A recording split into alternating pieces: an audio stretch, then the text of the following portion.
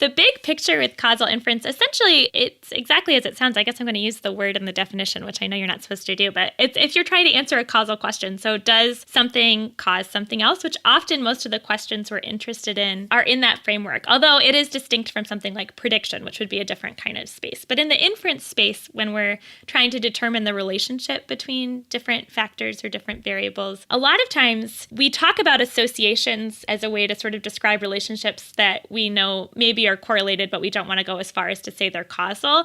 But I would argue in most cases, the human instinct is to want to talk about things causally. That's most of the time when we're studying relationships between variables, it's often because we want to know if there's a causal connection. So in randomized trials like the ones that we're talking about with Pfizer and Moderna, looking at different vaccines, they're not just interested in whether or not getting a vaccine is somehow related to whether or not you get COVID. They want to know if getting the vaccine will actually cause you to not get COVID. So this is sort of the relationship that we are focused on in causal inference. Bandwidth for changelog is provided by Fastly. Learn more at fastly.com. Our feature flags are powered by LaunchDarkly. Check them out at launchdarkly.com. And we're hosted on Linode Cloud servers. Get $100 in hosting credit at linode.com/changelog.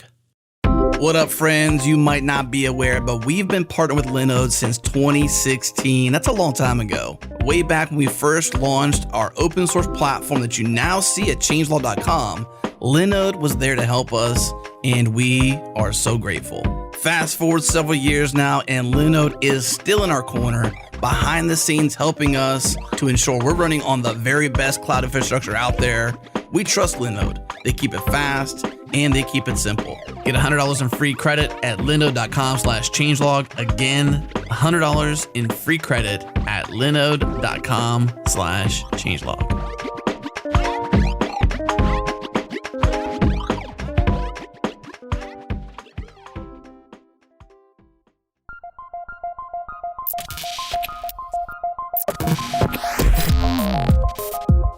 Welcome to Practical AI, a weekly podcast that makes artificial intelligence practical, productive, and accessible to everyone. This is where conversations around AI, machine learning, and data science happen. Join the community and Slack with us around various topics of the show at changelog.com/community and follow us on Twitter. We're at PracticalAIFM.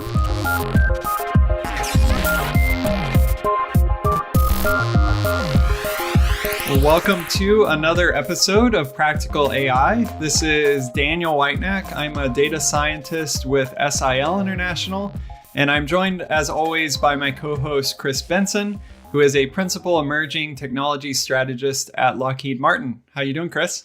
I am doing very well, Daniel. How are you today? I can't complain. No complaints from this end.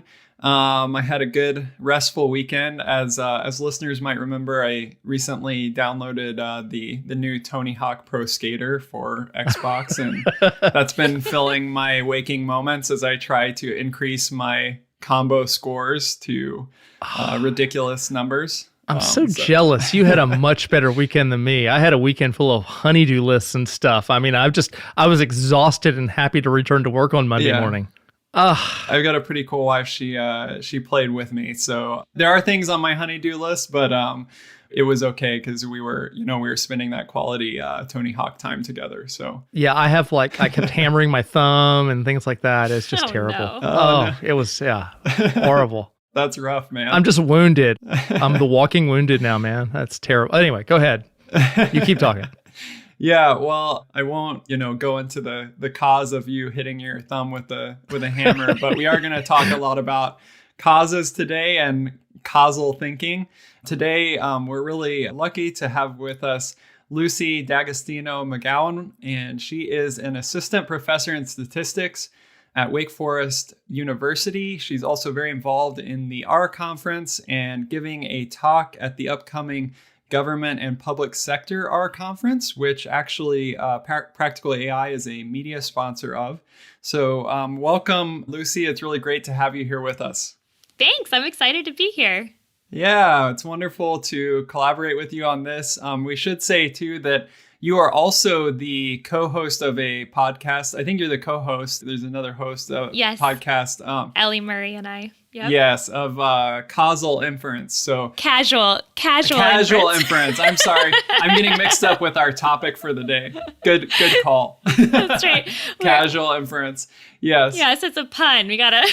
Yeah, all good. I kept trying to pitch pun names for our podcast, and none of them made it through the filter. Oh. So I don't know what the reason is for that, but I'm all for pun names. So They just weren't very punny.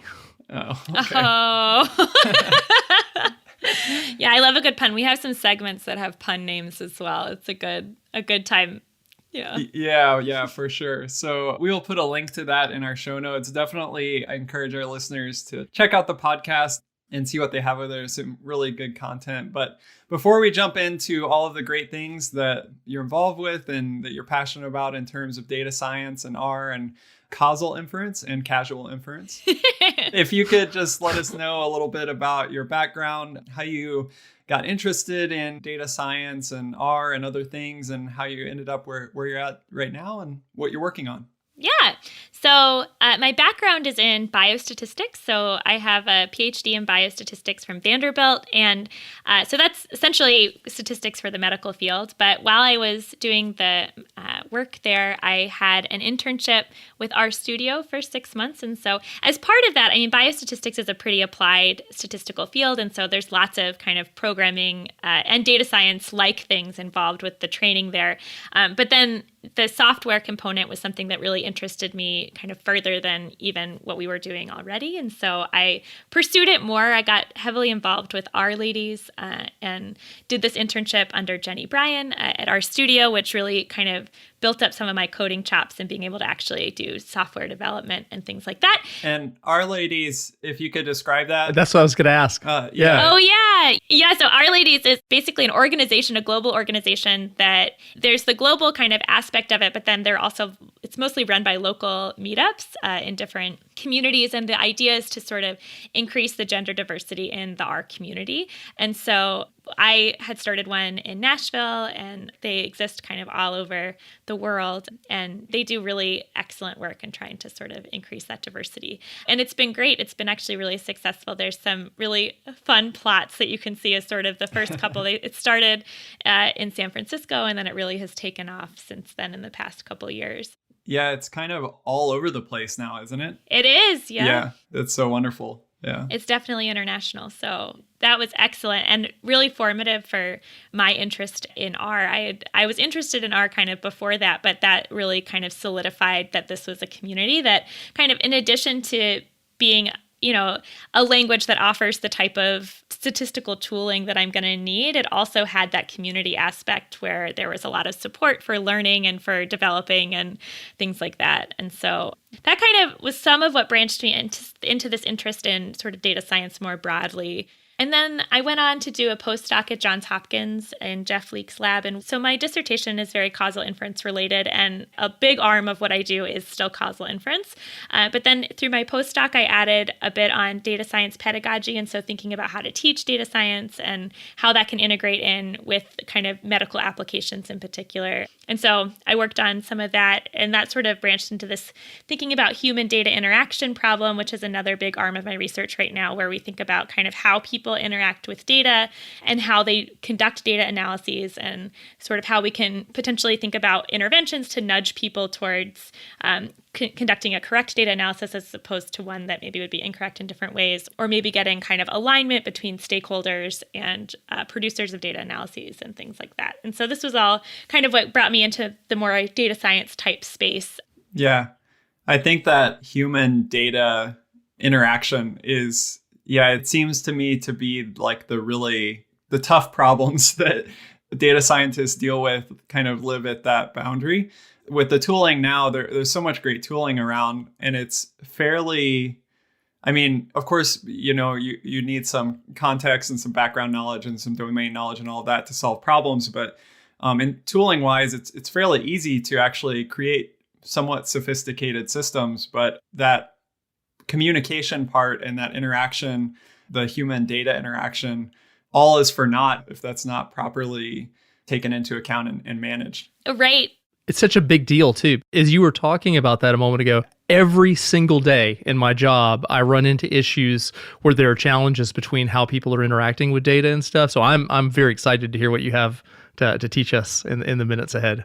Yeah, no, it's kind of neat because it builds on, I think, the kind of foundation for this field of human data interaction. It kind of builds on what people would talk about, before they were talking about human computer interaction. And I feel like in some ways we've mastered that. In a lot of ways, there's still a lot to learn. But I think, that was happening a lot when things like Apple were coming about and Google, and sort of thinking about how we can help people interact with computing systems to make it that they're, for some people, using a terminal is like a great way to interact. And I personally love interacting with it via a terminal, but to kind of get like the internet and everything into the hands of the average consumer, someone had to figure out that, no, we need to have something that has pictures and words and people can click things and they don't have to be just sort of interacting via this text module. And so, that really launched a huge revolution, I think, when we were able to bring what computing had to offer to the average person. And I think that this human data interaction is sort of the next step on that. So now we've got the computing and we know how to get that into the hands of people who, maybe otherwise wouldn't have been able to implement these different things, but making sure that now that they can do it, that they're kind of doing it correctly, that they're interacting with the data the way that is going to get to kind of a result that is correct and also aligns with the incentives of everybody involved, I think is really crucial.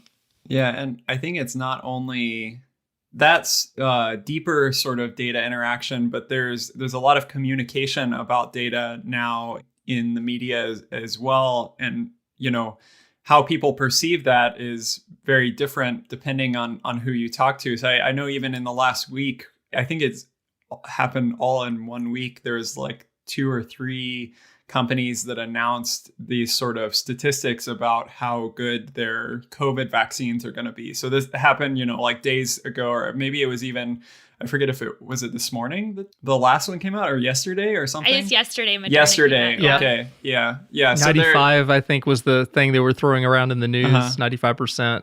Yeah. So I think one was 95%, and the way it was communicated on the other one that I noticed was like 90% or higher or something above like that. 90%. Above 90%. Okay. Yeah. And just as a real clarification for listeners, that we at the point where we're recording, we just heard the first 2 vaccine initial results, and everyone's talking about that. So you're probably beyond us, and you know more than we do by the time you hear this. Yeah, this is late November 2020. There you go. Yeah. When you hear that sort of communication come out, do you get the sense that people are consuming that in a way that they are understanding the implications of those types of numbers, or what is your thought on that?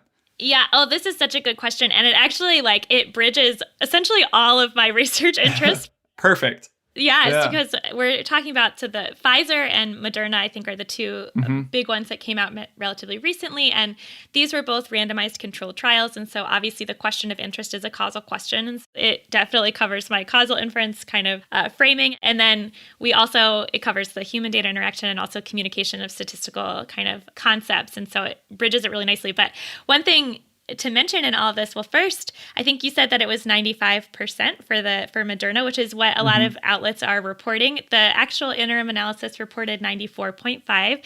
And the just thing that's interesting, I know. Also, what's very interesting about this is that there's been, just from a communication perspective, even that has been a little bit controversial because they're giving a sense of precision where there really isn't that kind of precision. So the number of participants in this trial that received the placebo that got sick, I think there were 90 that received the placebo and 5 that received the treatment that ended up getting COVID. And so 94.5 implies that there's this real precision, but we actually don't even have 100 participants that have reached that end point of getting it sick. Makes you think that there's like tens of thousands, and they were able to get like really, really granular data, right? Right, yeah. And I'm sure that there were, well, I shouldn't say I'm sure. I don't know. Maybe there wasn't someone that thought about, if they said 94.5, that everyone would round up to 95, and then that this would sort of give some kind of sense of things that maybe wasn't exactly what was being represented by the data. And the other thing with these that's really challenging to make sure is well understood is that in both cases, these are interim analyses. And so they're not the final result. And we wouldn't, as a statistician involved on data safety monitoring boards or these different groups that actually come out with these estimates. First of all, it's not common. I mean, in other circumstances, often interim analyses don't get the same kind of press that these are getting. I mean, sometimes they will get a press release and they will see a little bit of a market change, but only for people who are really, really paying attention. And of course, now it's very different because the whole world is paying attention. And so kind of how we communicate it has to be even more clear. But, interim, and it's not unusual to get a different result in an interim analysis as a final analysis.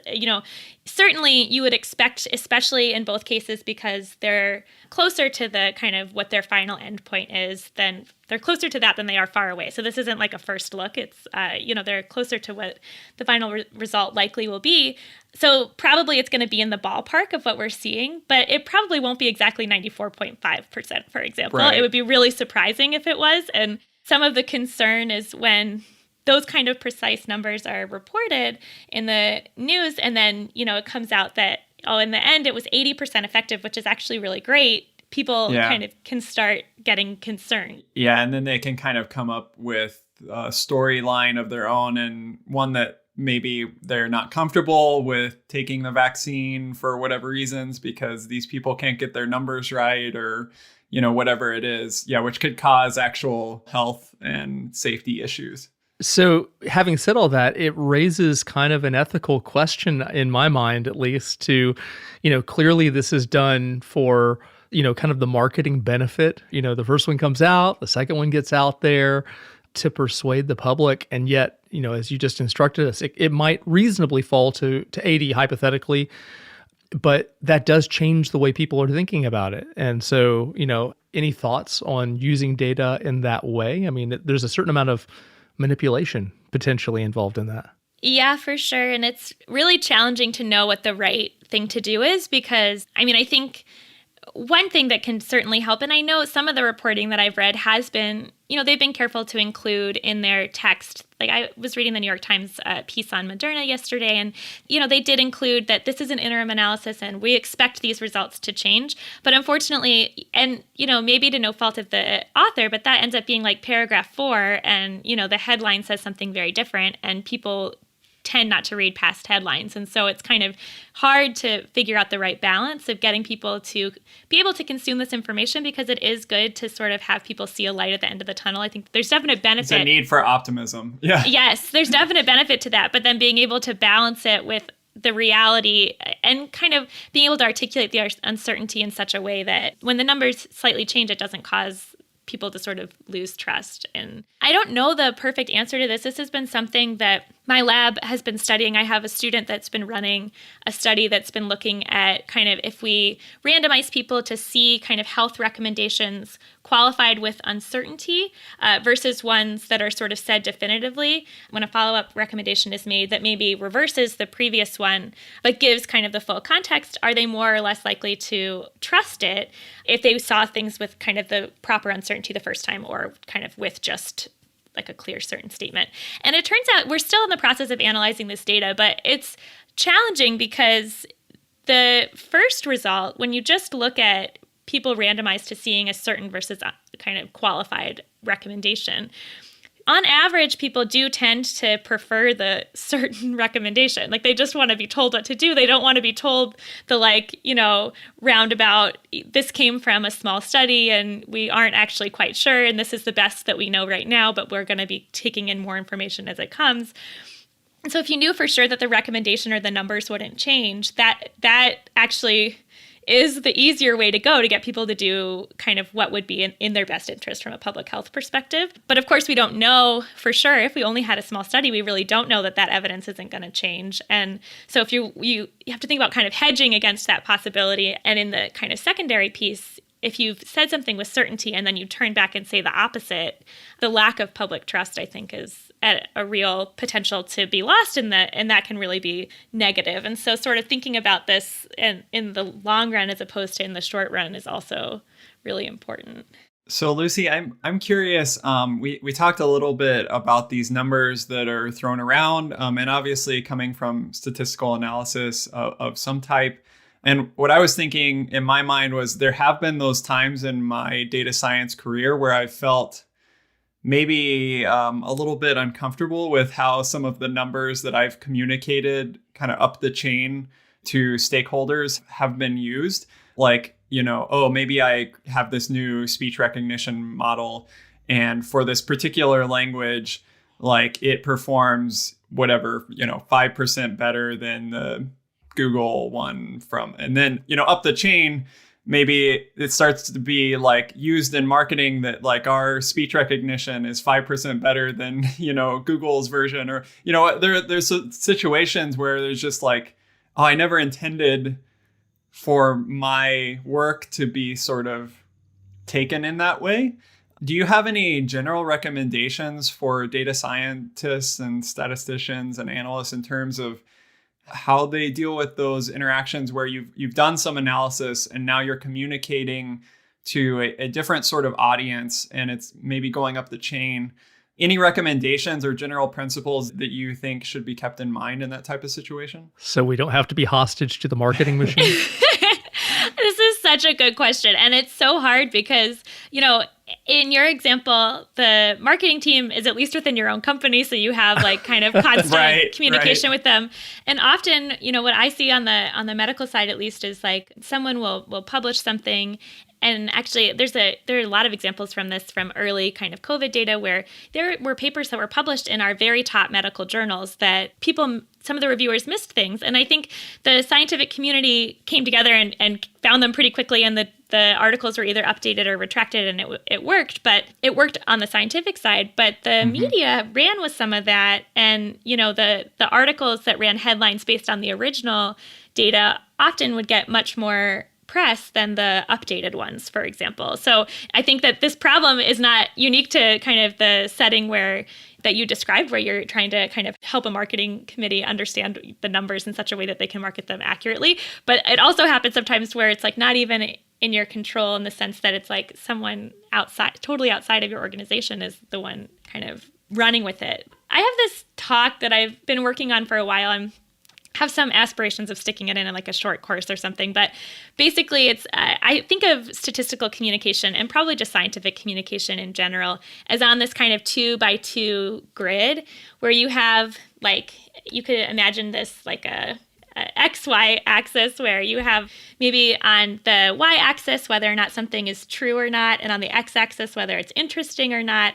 And so you have this quadrant of like interesting and true, which is kind of where we want all of our communication to be. So something that kind of is interesting to the marketing folks, but also conveys the actual truth. And kind of next to that, you have a quadrant that is not true, but still interesting, which sort of falls into what you were describing, where you saw that there was a 5% improvement in your speech recognition versus this other one in this one specific case. And the marketing committee kind of ran with it and sort of implied that was generalized it beyond it. Anyway, so the kind of picture that I try to paint is moving from from not interesting to interesting is one kind of dimension that we want to move across. But then the other one, and that sort of describes what you're talking about, is moving from not true to true, and sort of what are the pieces there. And so the ones that I've sort of defined as on this like journey to truth would be that it has to be mathematically correct, marketed correctly, disseminated correctly, and the audience has to interpret it correctly. And so those are kind of the four main pieces that I think determine whether or not it's true. So that one that you just said there fits in my second category of being marketed correctly. And I guess from my perspective, even just naming that these are the things that need to happen with statistical communication is moving us forward, because I think that I haven't answered your question on how to get people to market it correctly, but I've at least named that these are things that can go wrong when you're trying to communicate statistics. And I feel like that's potentially a step in the right direction, is just knowing that could happen. And so being cognizant that even if the thing that you do is statistically correct, you need to make sure when you're passing it on to people and when you yourself are marketing it, that you're marketing it kind of in the right way. Will you take a second and rename those four things? Because you started down and I got caught on the mathematical and I missed the other three. Yes. So I want to do that. Chris is always stuck in the math. I constantly. It's terrible. And then I also wanted to see, I actually want to like follow up on Dan's thing because I know you're going to do it anyway. But can you take your grid and kind of give us an example of how to use it? Because selfishly, when we are done recording this podcast and this is going to go out for release, I want to use this as a tool myself. So You've just given me hope. Yes. So can you kind of walk us through like how you would use the tool itself, what the 4 principles are, and then like how we can use it day to day so someone can listen to this and then they can go off and actually use it? Because I have the same set of issues. I work for a big company and there's lots of different audiences and they may use information in all sorts of different ways like any other company. So I am all ears. Yes. Okay. So the 4 that I had mentioned are that it's mathematically correct, that it's marketed correctly so that you have kind of given the correct marketing, that it's disseminated correctly. And so that's slightly different than the marketing.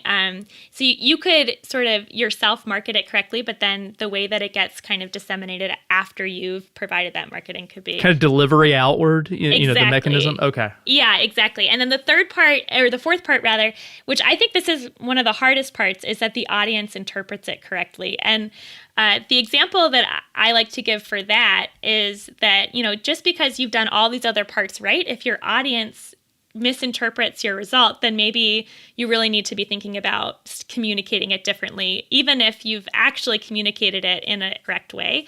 And so somewhat relevant example for that made some rounds, you know, it's hard to know. I think I'm in an insular Twitter sphere, so it's hard to know how much this made outside of my world.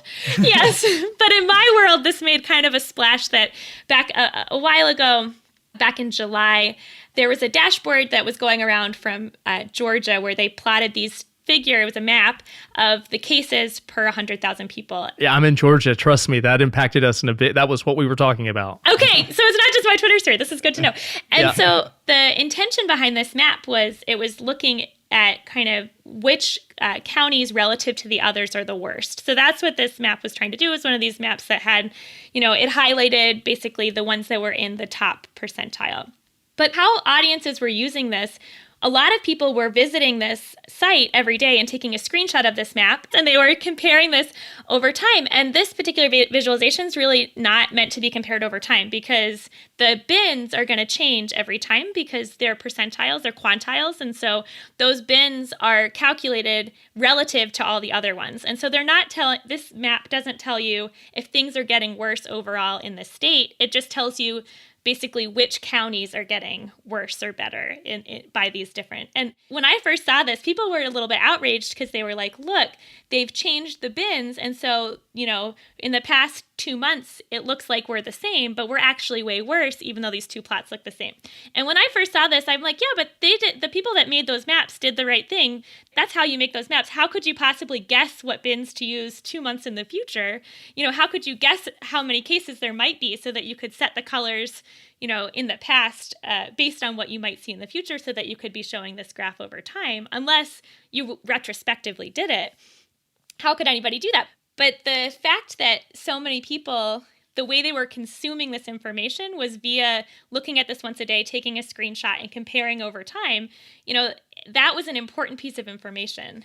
Yeah, would it be fair to say it wasn't being interpreted correctly because it wasn't being disseminated with enough communication of how it should be consumed to ensure that interpretation was occurring correctly? Exactly, yeah. And I think that the solution here as like an analyst is that either you need to very explicitly say these maps are not meant to be looked at over time, and you know, somewhere where it's like in the screenshot that will end up on the screen.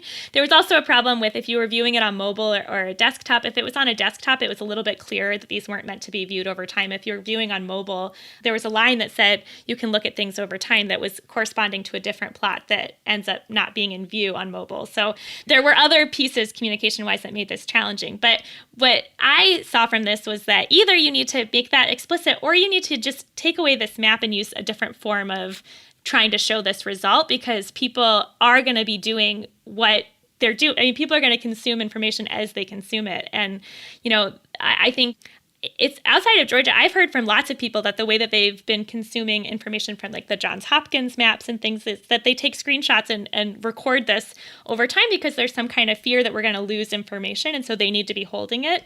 And so this is like it's sort of a sociological kind of study, but just looking at this is how people are consuming this information that we're putting out. And it's not necessarily how the people who are putting out the information would have consumed it themselves, but they need to recognize that if the masses are consuming it like this, we need to be adjusting, because the whole point of putting out these dashboards is to make them consumable. So yeah. So we totally need to get you on a consulting job as a side gig In Georgia? for the Georgia Department of Public Health, because we have 12 million Georgians who are and now we're doubting that. So we just need you there. We can fix Georgia. I know it's a hard problem. I think it's not just Georgia. Get ready to come down here. Yeah. I'm not too far in North Carolina, so There you go. Yeah. It is interesting what you said about like people don't trust that they'll be able to, like, they think that they're going to lose this data or something, or they're going to lose this information. It's like this thing was generated by some experts somewhere, and who knows how long this website's going to be around or whatever. So they're basically trying to do some data gathering of their own and come up with their own sort of self-service, data dashboard or something that they think that they need.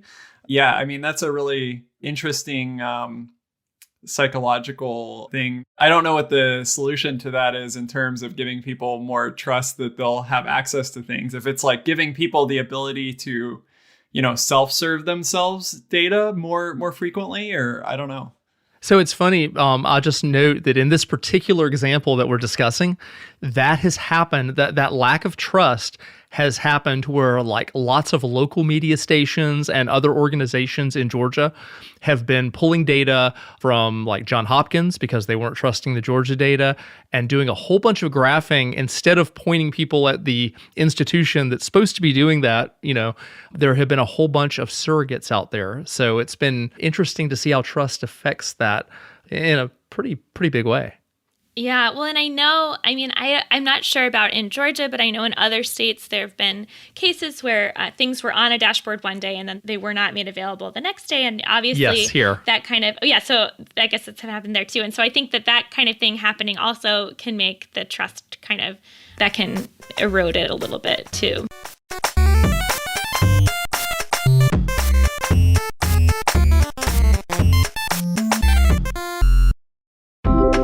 Changelog++ is the best way for you to directly support practical AI. Join today and unlock access to a private feed that makes the ads disappear, gets you closer to the metal, and helps sustain our production of practical AI into the future. Simply follow the Changelog++ link in your show notes or point your favorite web browser to changelog.com/++. Once again, that's changelog.com/++. Changelog++. It's better.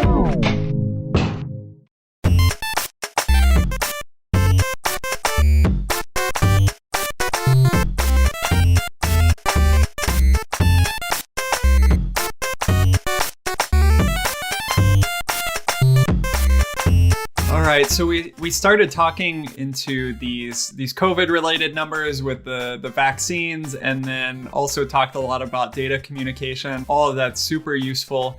But I do want to get a chance to talk a little bit more about that kind of third piece that you mentioned was mixed into that original problem we talked about of the vaccine numbers, which was causal inference.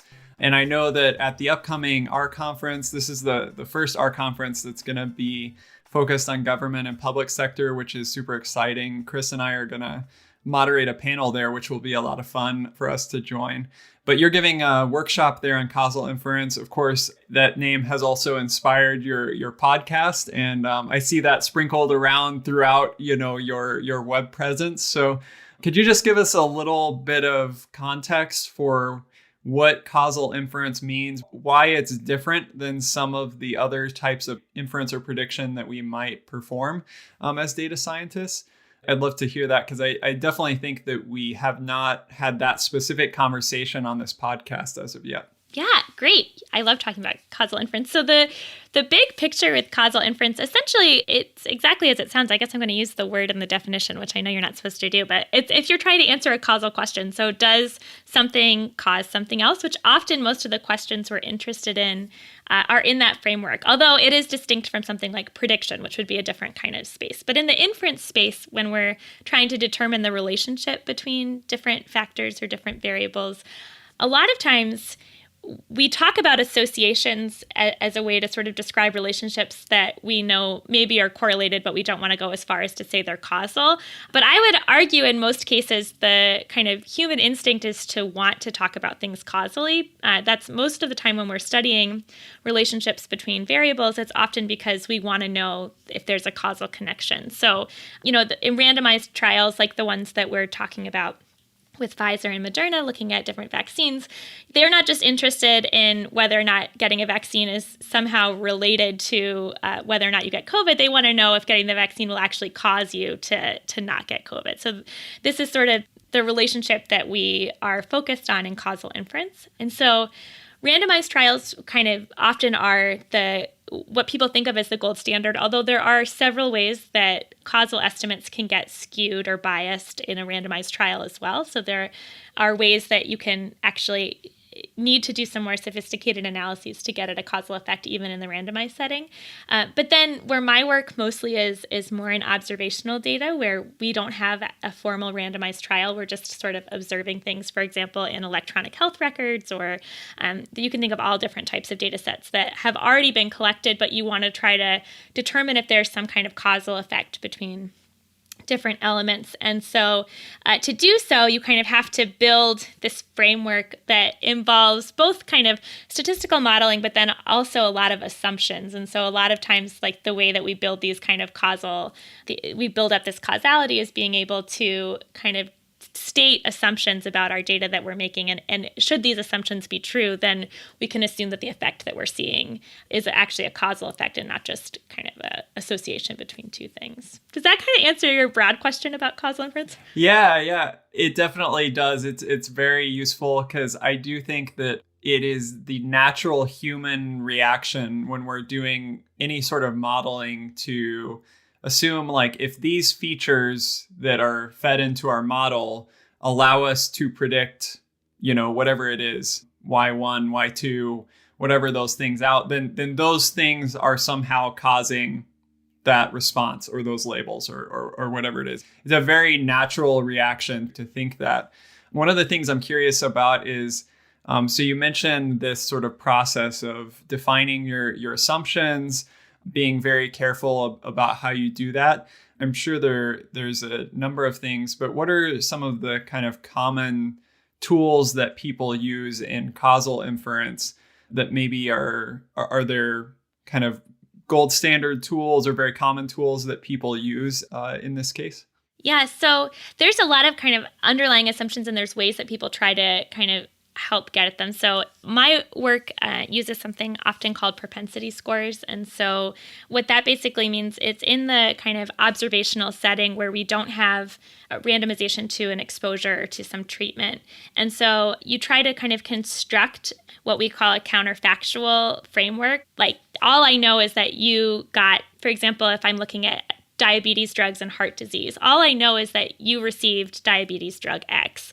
And I don't know what would have happened if you had received diabetes drug Y, for example. But I could try to construct what I think may have happened. And so I could basically look at all of the different, your baseline characteristics. I could adjust for all of those and then kind of adjust for other people who have the same baseline characteristics you could imagine on the other drug, and sort of assume that those two, if you were to measure all potential characteristics, so there's nothing unmeasured that might be confounded, then you could compare those two kind of groups, or maybe those two groups on average, to each other to sort of be able to build that counterfactual that we couldn't actually observe.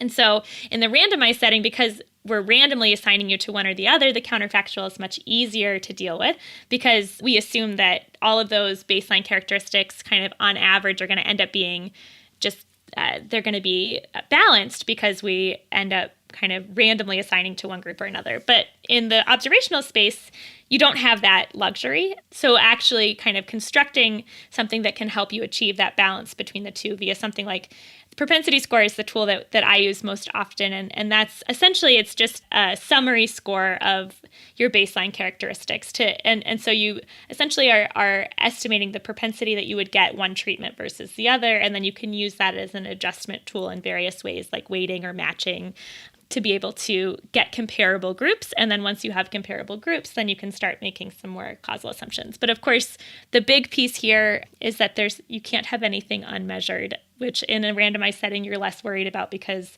we assume that things are going to kind of be balanced in the long run. In an observational setting, you have to either feel very certain you don't have anything unmeasured or do some sensitivity analyses to see kind of how bad things would be if you were missing an important variable. Where do most people go wrong with this? Maybe they aren't thinking explicitly enough about it. They might be an experienced data scientist, but aren't really focused on, like implementing a counterfactual framework. That's not part of their thinking. Where do you see people go wrong where it kind of takes that process off the rails a little bit? I think the first place where people kind of, it depends because people kind of all levels of experience go wrong on this. And so it's not even just beginners. But I think that the folks on the beginner side, it tends to be this unmeasured confounding piece and thinking about the plausibility of it. I think it's really easy to do kind of a sophisticated analysis that adjusts for many things and assume that you're really capturing all of the variability. And you see this a lot with electronic health records. That's where, because I do biostatistics, that's kind of the data source that I tend to be thinking about. But you've got tons of information in electronic health records, but that doesn't mean you have everything that's important. And it also doesn't mean that you're going to end up with an unbiased result. And so I think that there can sometimes be confusion between I adjusted for lots and lots and lots of things and I have everything that's important. Like those are two kind of potentially distinct pieces of information. So the example that we talk about in healthcare a lot is for a long time, there were studies that looked at hormone replacement therapy and heart disease. And it used to be recommended that hormone replacement therapy was actually protective against heart disease.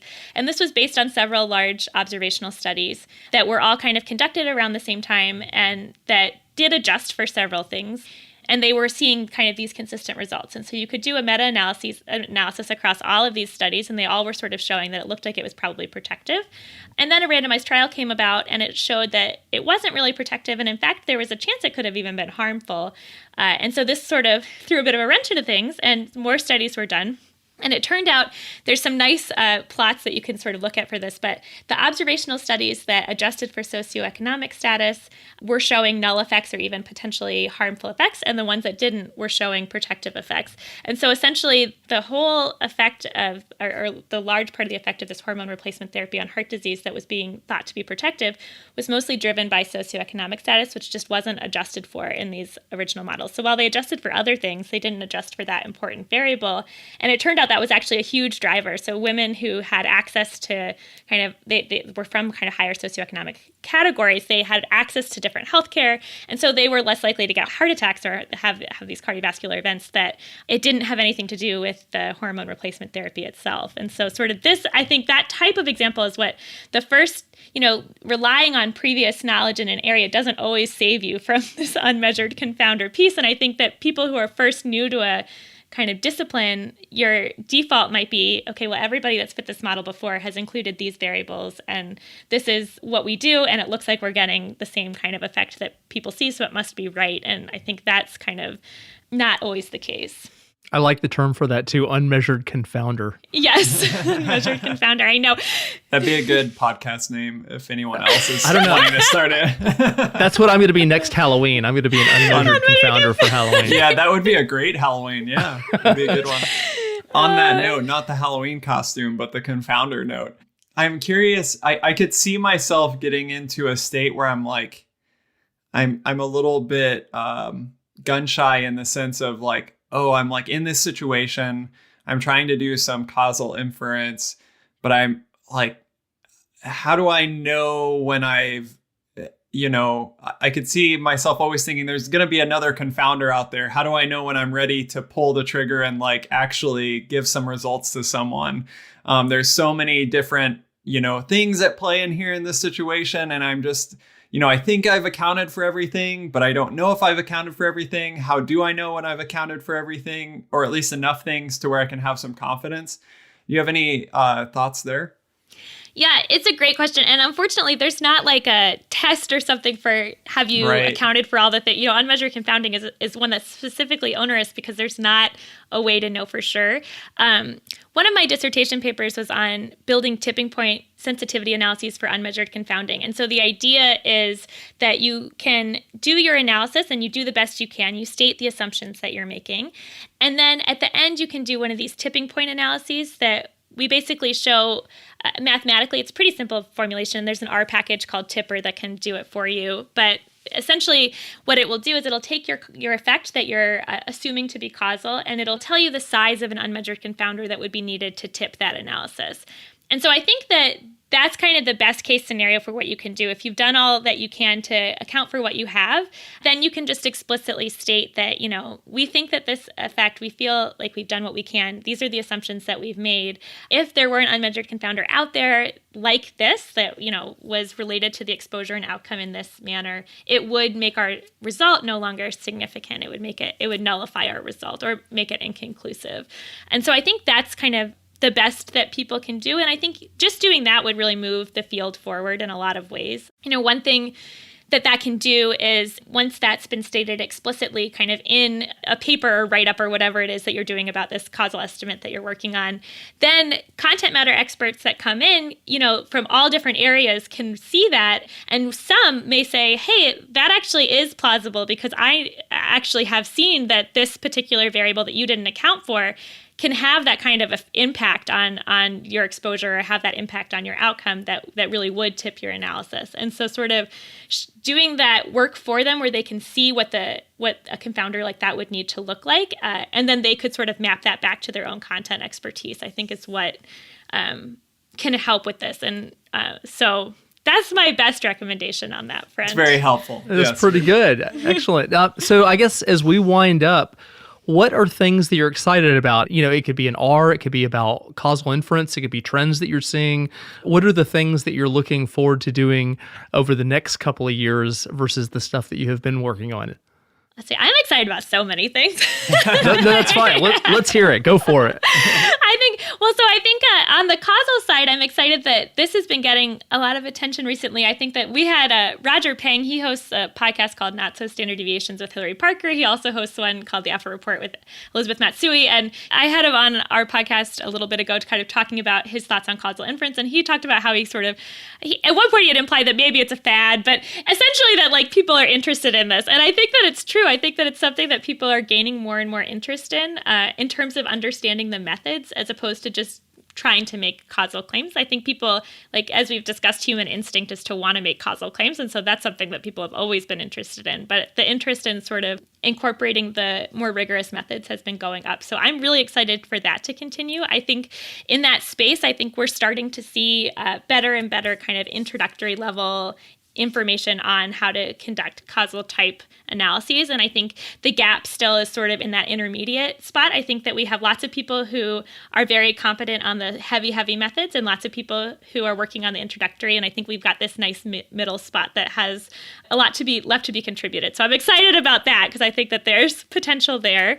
And then kind of going back to the science communication piece that we were talking about before, I'm also excited.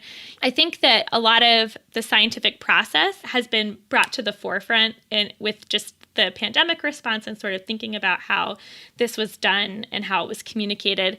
And so I think that we have a lot of data and information now on kind of how people have tried to communicate things and where that has potentially failed or maybe where it succeeded. And so I think going forward, we have a good horizon for being able to sort of improve on how we're communicating results, which I think is only going to be something that's better for everyone, both on the scientist side and on the general public side. So those are two things I'm excited about. Could probably come up with others. It was good. You've made me definitely excited about those things as well. And if our listeners are, I'm sure they are, also excited about causal inference and these things that we've talked about, I would encourage you very much to check out the upcoming R conference. You can go to rstats.ai/gov. and find out all of the info there. Lucy's giving a workshop there on causal inference. So it's a really great opportunity to dig deeper than we can during this period on the subject. The conference is December 2nd through the 4th. The workshops are on the 2nd, and the conference is December 3rd through the 4th. And our listeners have a special discount code. So make sure you use Practical AI 20 is the discount code, Practical AI 20. And you'll get 20% off all of the ticket types, including the workshop that Lucy's giving. So make sure and check that out. Chris and I will be there as well, moderating a panel. So it's going to be a great time. I would encourage everyone that our community is so welcoming and awesome. And I really encourage people to check that out and hopefully see Lucy and both of us there. Thank you so much, Lucy, for joining. It's been a pleasure. Yes, thank you. It's been great. I'm so excited that you mentioned that workshop. The propensity scores that we talked about you'll learn how to fit those types of models. You'll also learn about counterfactuals and things. And so exactly the methods that we talked about today, you'll be able to actually implement from the comfort of your R consoles. Awesome. That's so perfect. Yeah, great timing. It was great timing, this discussion, because those numbers came out just then for the vaccines just a couple of days ago, and then we've got the R conference coming up, and people can just follow this whole story arc and get trained up in causal inference and go do all of these exciting things that we talked about. So thank you so much, Lucy. Thanks for having me. Come hang out with Daniel, Chris, and hundreds of other AI practitioners in our community Slack. It's a cool place to be, not a lot of noise, some great signal, and best of all, it's totally free. Check it out at changelog.com/community. And don't forget to follow the show on Twitter for AI news and links, highlights from past episodes, and more. We are at Practical AI FM. We'd love to have you following along. Thanks to Daniel and Chris for hosting Practical AI week in and week out, to the mysterious Breakmaster Cylinder for the excellent beats you hear on all Changelog podcasts, to our sponsors who have our back, Fastly, Linode, and LaunchDarkly, and to you for listening. We appreciate your time and attention. That's all for now. On the next episode, the guys chat with the team at Unsplash all about their huge open data release. So stay tuned for that one next week.